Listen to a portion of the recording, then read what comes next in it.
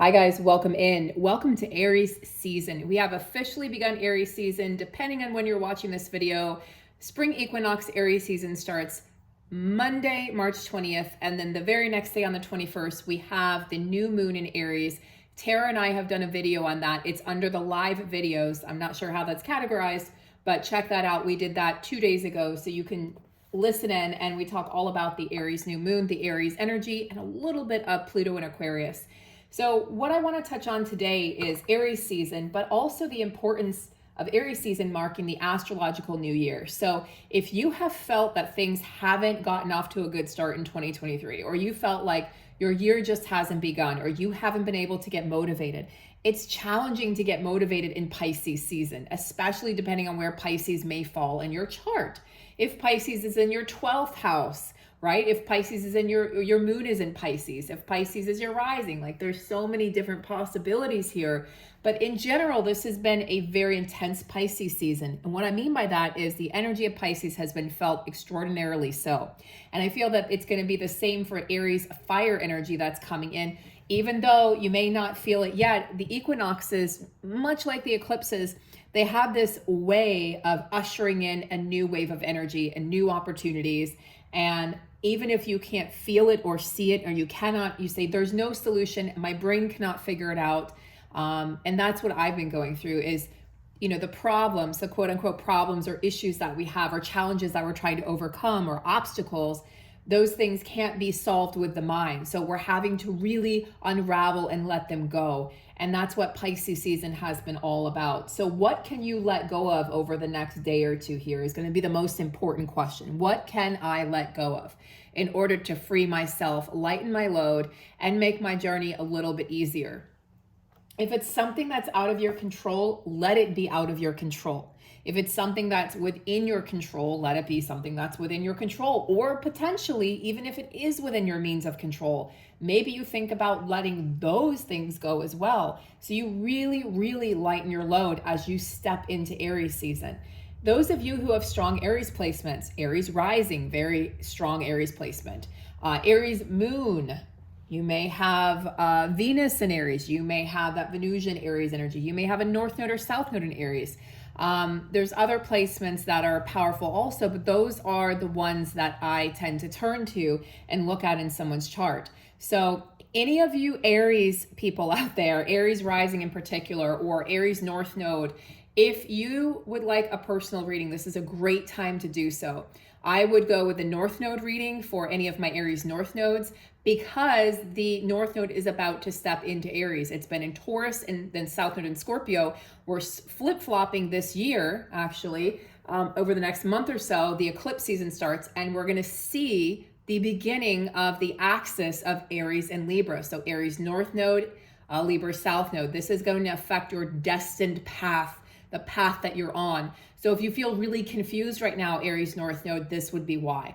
And for my Aries rising signs as well, there's just so much energy in Aries right now. And we talked about that on the live video that we did. So you can, Mercury in Aries, which is a very powerful energy. There's just powerful, powerful energies. And I feel like I'm overusing that word, but I can't really think of a better word to describe Aries. It's leadership. It's using your intuition and acting on instinct. You're not overthinking. This is not Virgoian energy. You're not overthinking it, and you're not making plans. You're just doing it. You're feeling it, and you feel that hunch, or you feel that churning inside of your belly, and you're going for it. So let's get some cards here for Aries season.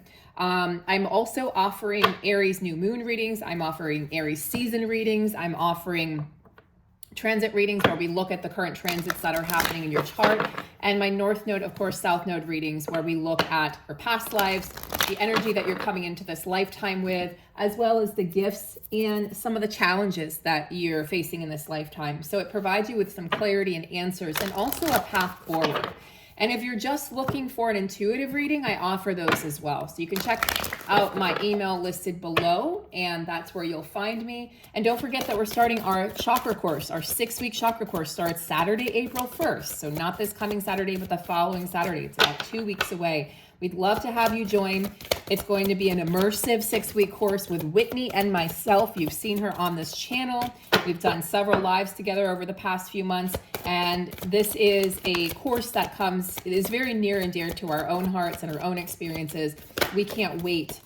This is the fundamentals of energetics. And we wanted to do it in a quick 6-week course because that's the energy of Aries season. Let's let's get it done. You know, let's just put it all on the table and let's get it done. So it's an interactive course. You'll be able to connect with other people who are in the course, other students, as well as us, two teachers, two qualified and professional teachers who have years and years of experiences, both individually and together. And we also are going to have, we're connecting into the yoga component because the yoga and the chakras are intertwined.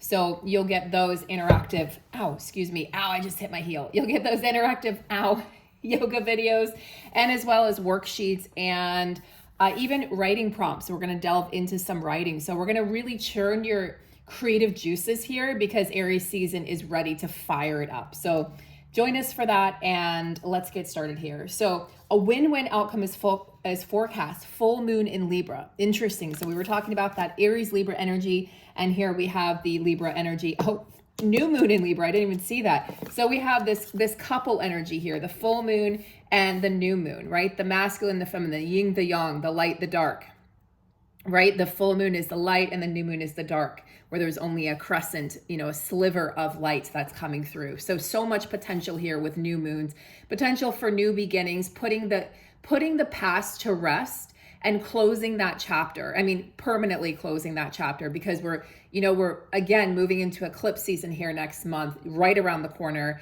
And with that, we're going to see just so many shifts and so many changes in not only our own lives and our own psyches and in the way in which we're perceiving things and doing things. And that's why we've been going over so much of the past. That's why we've been thinking and contemplating and really keeping a lot of energy inside. So you might not have felt like talking a lot during Pisces season. You're very introverted in going inside.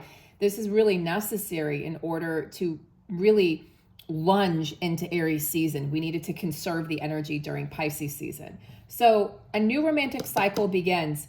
Now, this is the energy of weighing the scales. So this is a relationship that is going to be successful because both partners come in with equal amounts of give and take. It's not one person giving more, the other person taking. You're both going to be giving and taking in equal amounts.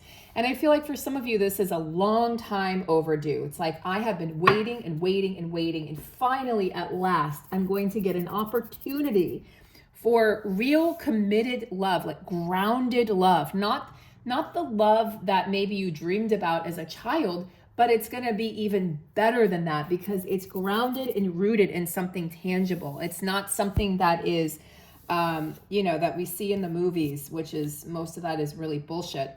It's like, it's got roots. I just keep on seeing roots to this love, roots to this partnership. This could very well be soulmates for some of you. So if you've been waiting on love, or you've been working on other parts of your life and you say, gosh, the one thing missing, or the thing that I'm really craving or desiring, not that I need it, but I want it, I'm craving it, I want to experience this again. That's going to be available here starting in Aries season. And I feel like, especially as we plunge into eclipse season, we're going to see relationships ending, and those relationships are ending so that the proper ones can then begin, right? So that the healing can happen. We can expunge those relationships from our cells and our systems and memories, memory field. And then from there, you'll be attracted to the right partner.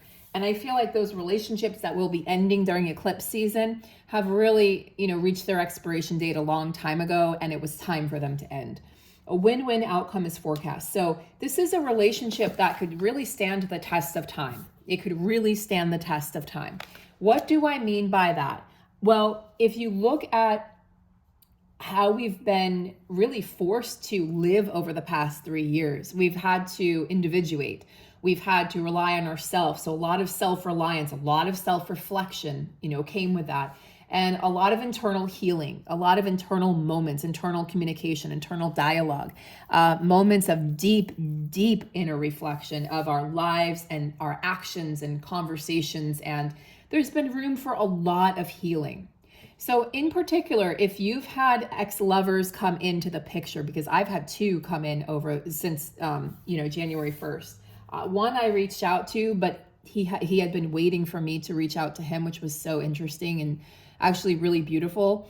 And we just came full circle. I mean, the healing, it's so amazing because I don't think we had spoken in, I'm going to say at least 8 years, maybe a decade. And we had ended on really bad terms. I don't want to say bad terms. We had ended on challenging terms. We had both hurt each other, and we were immature, and neither one of us handled it very well. I certainly didn't. And this gave us the opportunity. I knocked on the door and he opened, and it gave the opportunity to experience each other in a different way, from a much different perspective and a different self, a different version of ourselves. And it has been a really healing experience to reconnect to this person. And I know that this person will be a part of my life for the rest of my life. And I'm realizing now the layers that connected me to this person and how this person is connecting me back to myself. And I've done a lot of my life solo, and I'm realizing now the importance of a relationship and partnership and what people have meant to me. And I think that's part of maturation. That's part of spiritual and emotional maturation. It's part of growing and living and experiencing, the highs and the lows of a relationship and relating, and really being able, again, to self-reflect and see, wow, I could have done things differently. And he's saying I could have done things differently.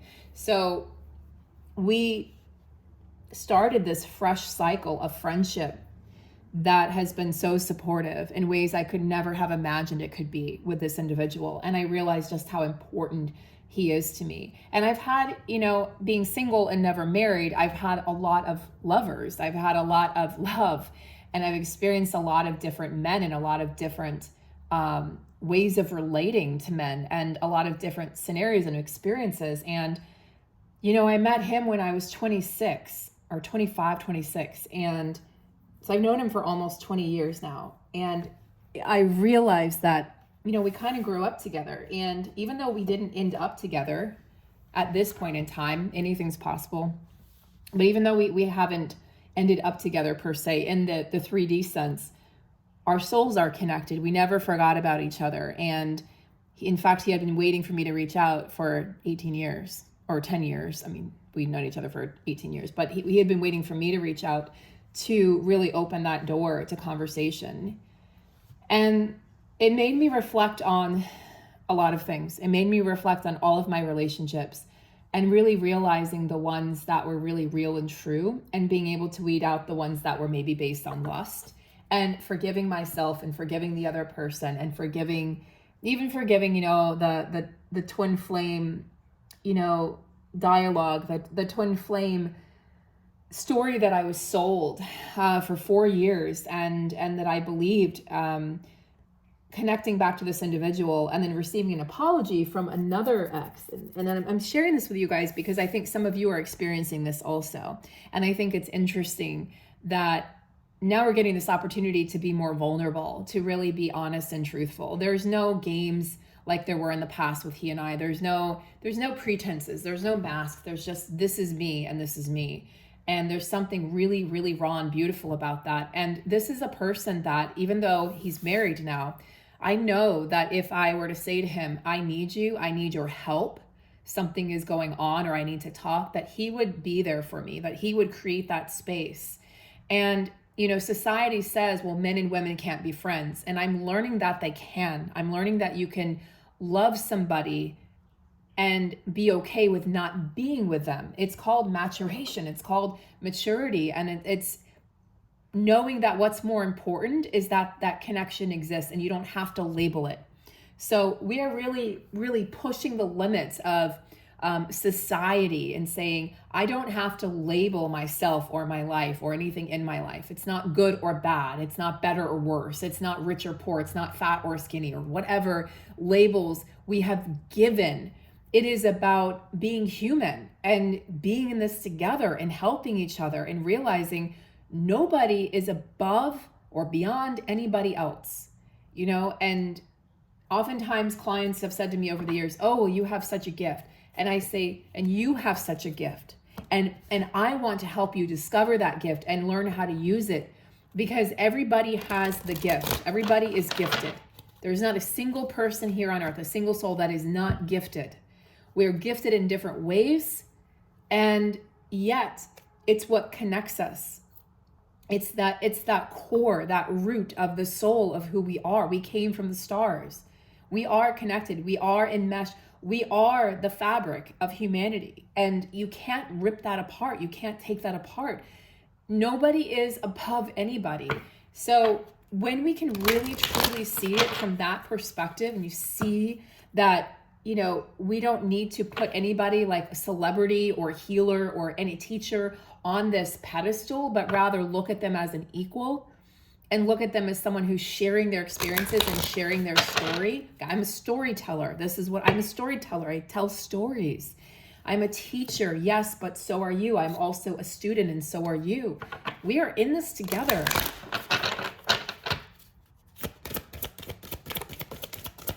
So this relationship that can stand the test of time is going to have you reflecting back on what was, in order to really receive the beauty that is coming in now from all the work. Look, do the work.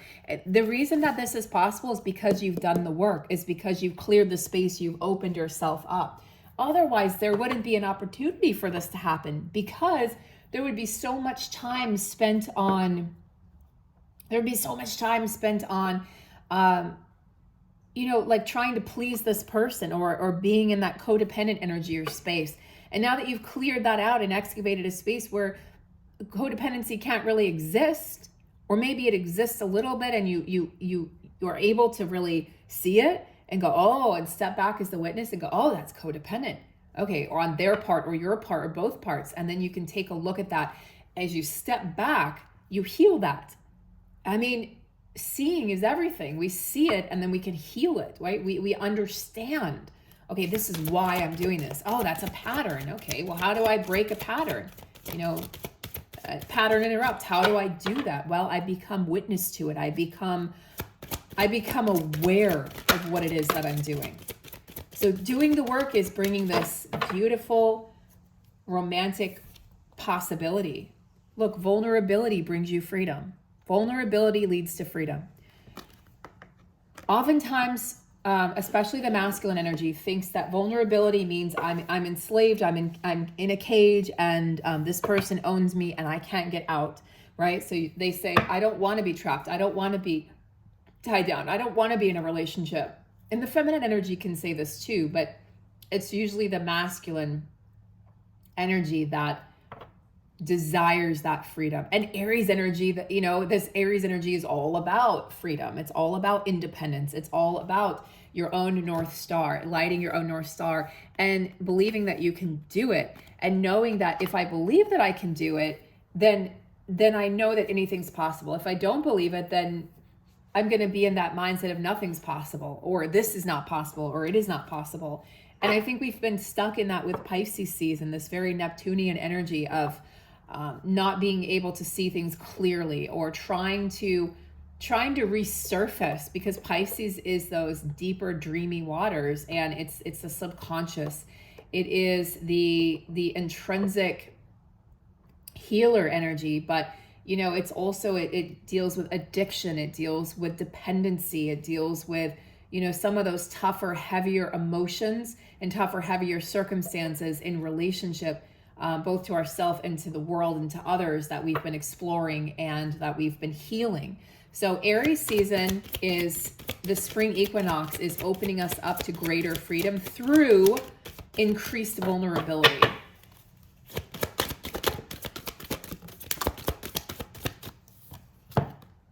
Expect miracles. Very, very much the energy of Aries.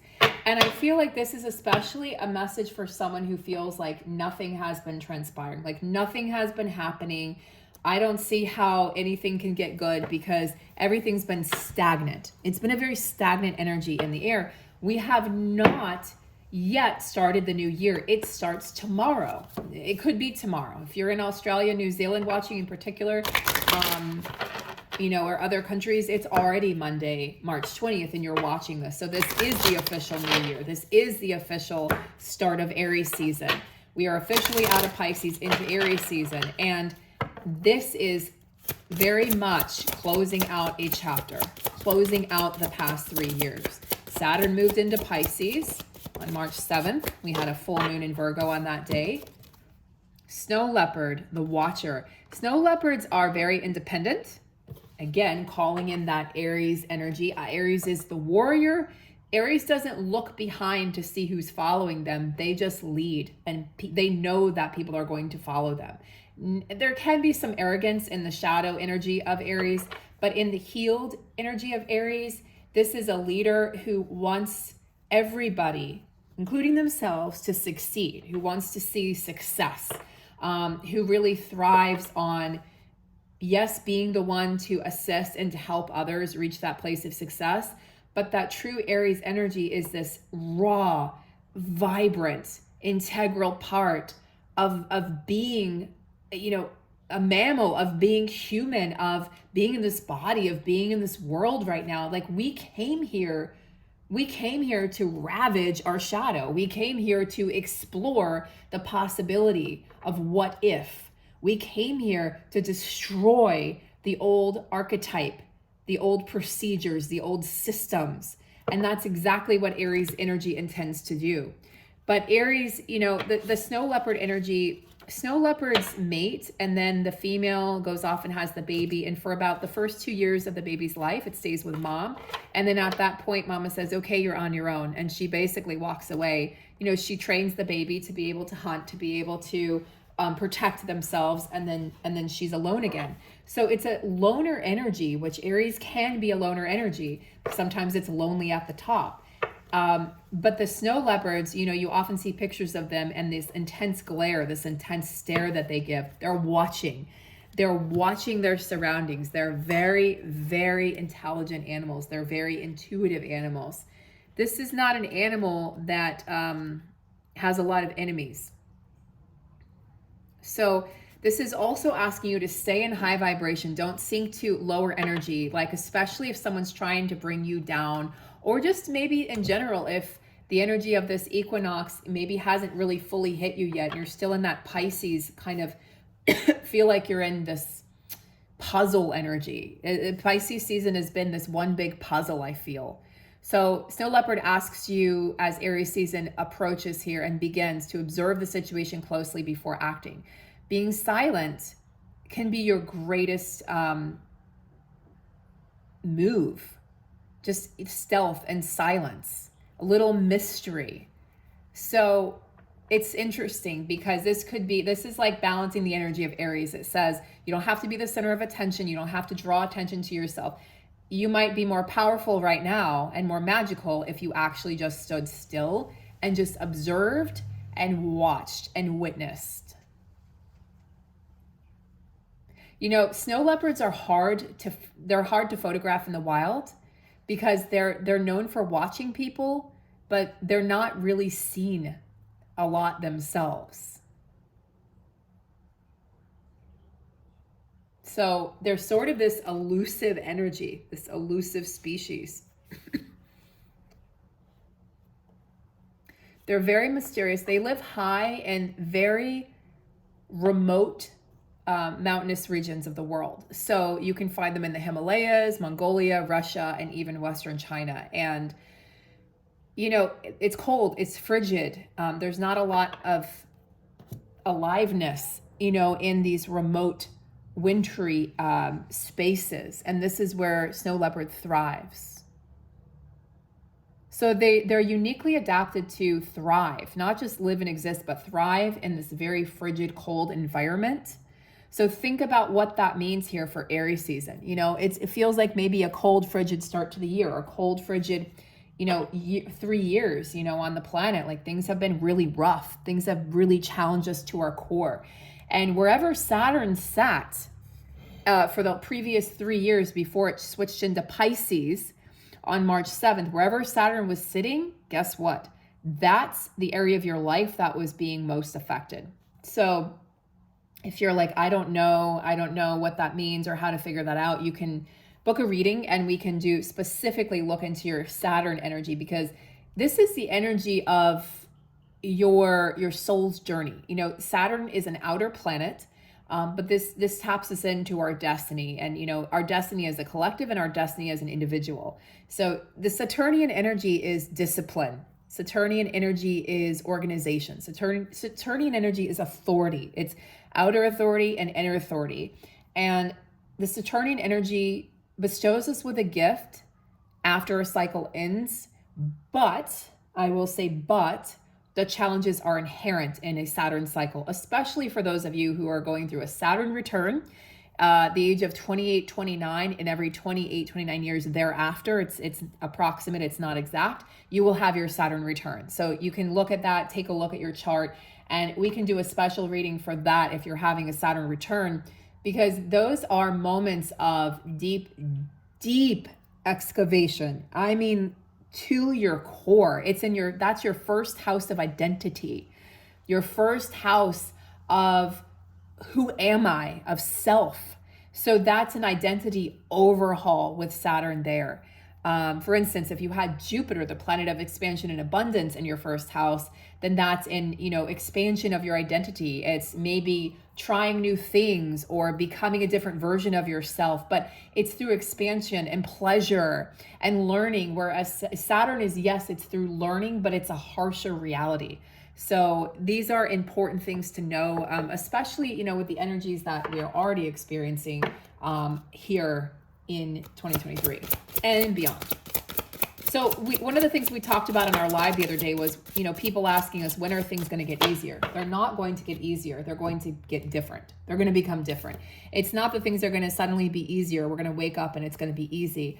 We incarnated, and this is something I have to remind myself all the time. We incarnated because we're strong enough to be here right now. We incarnated because we wanted to shed these layers. We incarnated because we wanted to speed up the process of our soul's evolution.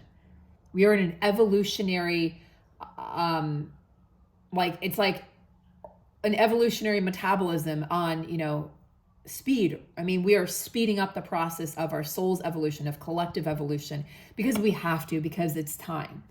So there is no getting better. It's not going to go back to the way it was ever. And that's something that we've been, especially during Pisces season here, we were given the opportunity to accept. We were given the opportunity to mourn the losses and to grieve what was. And for a lot of us, it's been going back to our childhoods and remembering the simplicity that was inherent in our childhood before the advent of technology, before we had iPhones and iPads and everything at our fingertips, where we actually had to walk places, where we actually had to wait for a call from the wall phone, where maybe we didn't have air conditioning, where maybe we didn't have the things that we have now that have allowed us to connect instantly, instant gratification.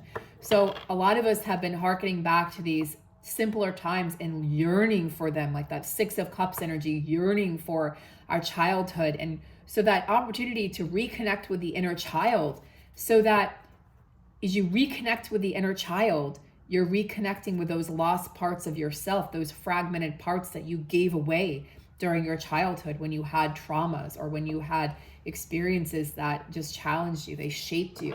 So, I mean, it has been an intense Pisces season, very, very intense. Stability, sea turtle. The quickest one doesn't necessarily win the race, and that's what the message is from both of these beautiful animals. Is what wins the race is commitment, is devotion, is listening to your intuition, is moving when the time is right, and knowing when to move, and knowing when to stand still, and knowing when to observe, and knowing when to act. And this, you know, Aries season is bringing in a lot of stability for all of us. And I know that this is something that our human component is craving. Give me that stability. Give me whatever it is that, you feel like maybe Saturn took away or challenged you with, like, give that back to me. And it will, but it'll be given back in a different way. So whatever has died, whatever has been let go of, whether inadvertently or it's something that you chose to do, for most of you, I'm going to guess it was just stripped and taken away, and you feel bare and you feel naked and you're yearning for those simpler times. You're yearning for maybe the old identity of you. Just know that stability is coming. I don't feel that this is right away, and I cringe saying that because it's affecting me too. I get it. You're like, fuck, right? We want everything. We want it. We want it now. I want it now, damn it. And the universe is like, well, maybe there are still lessons to learn. Maybe there are still things to shed. Maybe there are still, something that needs to be understood from doing things the previous way or the old way. But this really is an energy and a time of moving out of the old and moving into the new paradigms, new belief systems, a new way of being, a new way of listening, a new way of acting, a new way of communicating.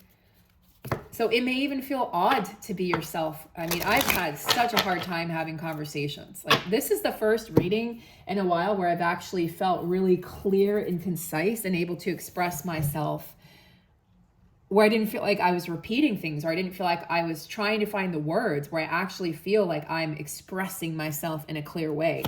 And the conversations I've had over the past several weeks during Pisces season, some of them I look back on and I'm like, I didn't make any sense at all. I wonder if people thought I was on drugs, because I was just in my moon is in Pisces. So I was very much in that energy of just trying to get by, really. Okay, Serapis Bay, Ascension. Well, yes, no shit. Move into your true self. Rise above the darkness. The light is here. Do the work. Serapis Bay says do the work. Any of you guys connecting to Egyptian, ancient Egyptian energies are going to connect into Serapis Bay, I feel. Maybe. Well, what's interesting, though, is, so we have the serpent energy. I'll talk about these more in a minute. We also have Odin, psychic insight. This is your third eye. Your third eye is cracked open. See things for what they truly are, not what you want them to be. Ouch. Yeah, ouch. For a lot of people, this is that twin flame dynamic, that twin flame truth, like, ouch. Seeing things for what it really is. Maybe realizing, maybe it's not necessarily saying, oh, I don't believe that twin flames exist. Maybe you say, I believe they exist, but now I recognize that that was a distortion. Or maybe I recognize that it was an energy, and that person embodied that energy temporarily, but now that energy is, it came back to you as it was supposed to. You called it back to you. You called the soul pieces and fragments. And maybe you realize that person was a catalyst for your growth, for your empowerment, for your truth, and nothing more. And can we be okay with that? And can we let them go and live their life and have their lessons? And can we be okay with maybe never speaking to them again or never seeing them again? And I think that, this is really that energy of truly letting go and saying, follow your gut, follow your intuition. You're being encouraged to look beyond what your physical eyes are showing you and look within. Psychic visions are, I would say, almost definite at this time, with the ascension energy and psychic insight coming in together. So just know that, Odin is a wild thing. Okay, he's a Norse god, and he's connected with the masculine, the father energy, which is very much 4th, 10th house energy in the astrology chart. So we're connecting into the mother, father. We're connecting into those archetypes. And he's known as an all-seeing, all-knowing God. So nothing can, you look, his eyes are, just clear, and they're very, very potent. They're just very intense. Nothing can get by him. He even has the winged messengers on his side. He's got the wings. So, he can hear, he can see, he's all around. So he has this strong third eye energy, because he's helping us awaken our psychic instincts, our natural psychic instincts. Maybe the things that we gave away, right? When we decided that we were twin flame, or maybe the things we gave away because our parents wanted us to be, you know, a doctor, a lawyer, an accountant. Maybe we gave that away in any sort of relationship. Maybe we just gave it away in trying to be what society needed or wanted us to be. We really gave away pieces of ourselves, and he's here to help us call those pieces back.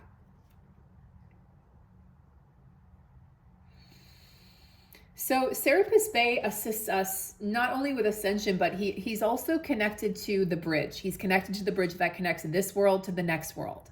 So ascension ultimately means rising up, okay? It's like rising up from the darkness into the light, from the density and depth of the 3D world, and lifting us and getting lighter and reaching for the divine worlds, reaching for other experiences that aren't of this world.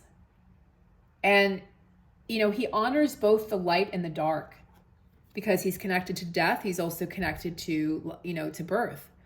So he helped people crossing over. He helped them find the light. He made sure that their souls were at peace. So this is very much this is very much Piscean energy. And then Odin to me is very much the energy of the Ram, very much the energy of Aries. Like it's all about his intuition. He feels it, and he's a force to be reckoned with because he lives by the rules of his intuition, not by his eyes, not the physical eyes, but that third eye that is, you know, naked to the physical senses.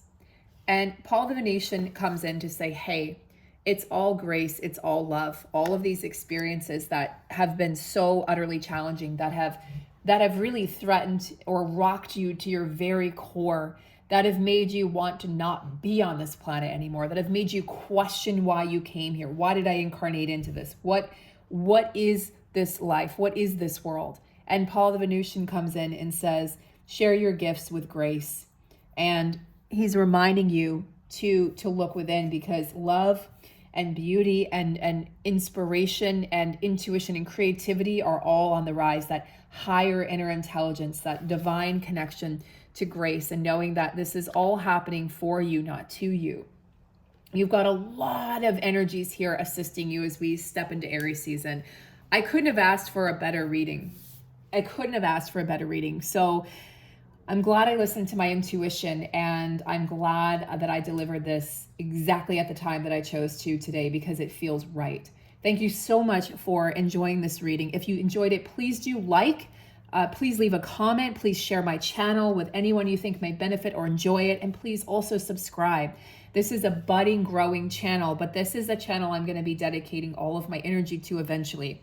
I have another channel, it's Energetic Rebel, and you can follow me there as well. I still do readings over there, but this is really where my energy is leading me towards, because astrology has been my first love for many, many, many years, decades. So thank you so much. And again, if you'd like a personal reading or to join our course, reach out to me at the email listed below, and I will get you all set up with that. Have a beautiful, blessed day, guys. Take care. See you in the next one.